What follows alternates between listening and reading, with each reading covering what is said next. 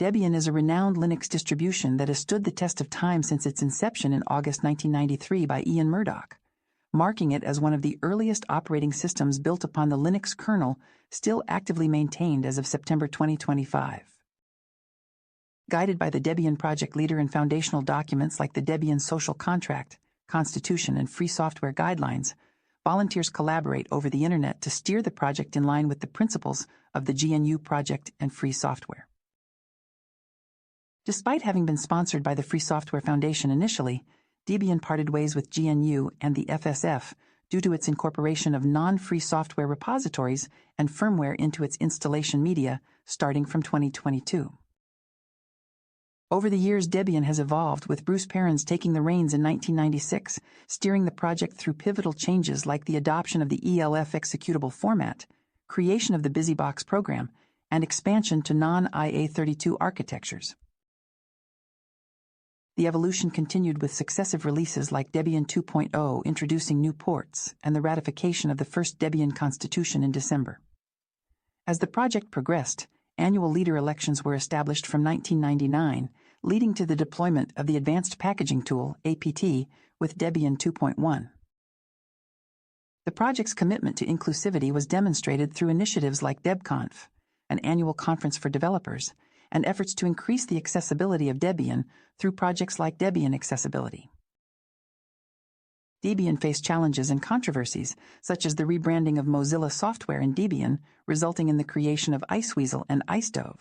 The project also underwent fundraising experiments like Dunk Tank to address release cycle concerns, leading to Debian 4.0 Etch in 2007 and subsequent releases like Debian 5.0 Lenny, dedicated to esteemed developers within the community. Debian's commitment to innovation is evident in later releases like Debian 6.0 Squeeze, introducing Debian GNU K FreeBSD and dependency-based boot systems, followed by Debian 7 Wheezy with multi-arch support and Debian 8 Jessie, migrating to Systemd as the new init system.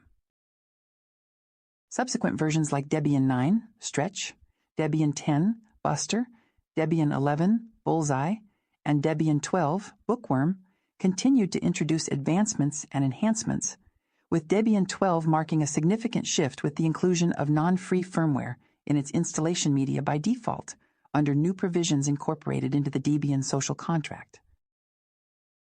Looking ahead, Debian remains a beacon of continuous development, with new packages being added regularly to its unstable branch, ensuring it remains at the forefront of technological advances and community-driven innovation within the realm of Linux distributions. Debian provides access to a wide range of over 51,000 packages through online repositories.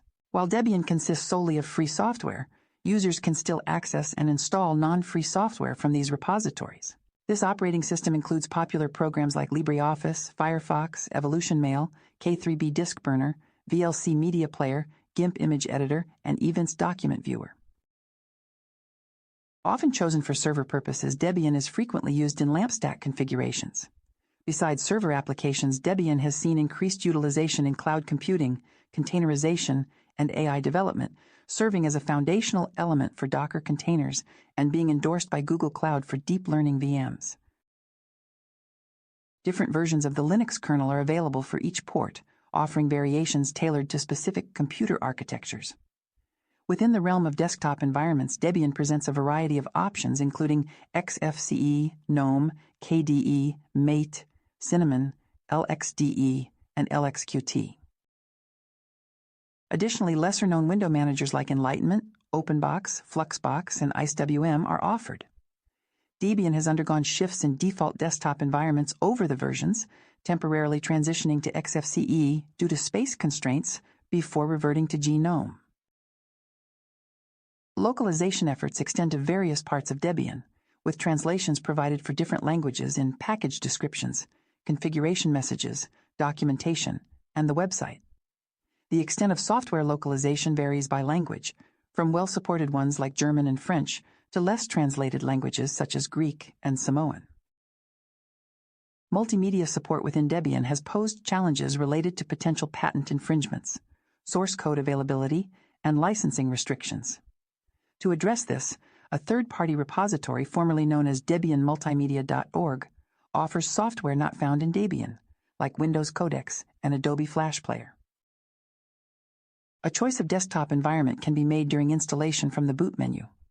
Live install images are available for CDs, DVDs, and USB drives, enabling users to test Debian without altering their system. Dedicated tools allow for the creation of custom images for various purposes, including network booting and USB drives. Package management operations on Debian can be executed using various tools, ranging from the fundamental dpkg command to user-friendly graphical interfaces like Synaptic. The preferred method for managing packages in a Debian system is through the apt toolset. The dpkg command serves as the foundation for package management, maintaining the list of installed software. Unlike the apt tools, dpkg does not recognize repositories but can operate with local .db package files and information stored in its database. apt tools, such as apt-get and apt-cache, streamline package management by retrieving and resolving dependencies from repositories efficiently. While apt is geared towards interactive usage by default, apt-get installs and removes packages, and apt-cache is employed for searching and displaying package details. Additionally, Aptitude, a command line tool with a text-based interface, offers enhanced package metadata search capabilities. gdebi, another apt tool, bridges the gap between the command line and the graphical user interface, enabling the installation of local .deb files while accessing repositories to resolve dependencies. Other graphical front ends like Software Center, Synaptic, and Apper provide alternative interfaces for managing packages on a Debian system. Within the realm of repositories, packages adhering to the Debian Free Software Guidelines are housed in the main area, while non-compliant packages are relegated to the non-free and contrib sections, which can be manually adopted. Debian maintains 3 branches, namely stable, testing, and unstable, each serving distinct software needs. Stable, the current release, focuses on reliable and tested software, with periodic updates for critical fixes. Testing acts as a preview for the next major release containing newer packages than stable but older than unstable. Unstable, also known as SID, caters to users desiring cutting-edge software, with packages accepted without stringent checks on distribution compatibility. Additional branches like Old Stable and Experimental offer varying levels of stability and experimental features. The Debian numbering scheme for releases has evolved over the years, with minor updates denoted by point releases to maintain compatibility and accessibility for users. Debian features 2 logos, with the official one showcasing the iconic Debian swirl and embodying the project's visual identity. Designed by Raul Silva in 1999, it replaced a semi-official logo and supposedly symbolizes the magic smoke inherent in computer functionality. Though its exact meaning remains unofficial, it has been linked to Buzz Lightyear's chin swirl. Hardware requirements for Debian are contingent on the kernel and GNU toolsets, with minimum and recommended system specifications varying based on the type of installation, from non-desktop to desktop environments. The project supports various instruction set architectures, including AMD64, ARch64, ARML, ARM-HF, PPC64EL, RISC-V64, and S390X, among others, with unofficial ports accessible through the unstable distribution. Debian caters to ARM-based network-attached storage devices, and ongoing efforts aim to expand its compatibility with mobile devices, wireless access points, set-top boxes, and other specialized hardware like cache machines. The Debian project, organized around collaborative software development and testing practices, focuses on releasing major updates every 2 years, accompanied by revisions addressing security concerns and key issues.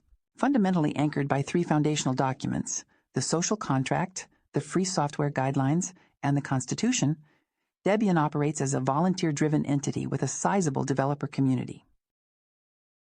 The project elects a project leader annually, endowed with specific powers, but subject to the general resolution mechanism that grants developers authority to address leadership decisions. Debian's developmental structure revolves around maintainer-led packaging and a robust system of checks, uploads, and migrations for software packages from unstable to testing, guided by designated release managers and stable release processes. Institutions such as universities, NGOs, commercial companies, and even the International Space Station utilize Debian. Government agencies like the city of Munich leverage Debian-based distributions for their operations.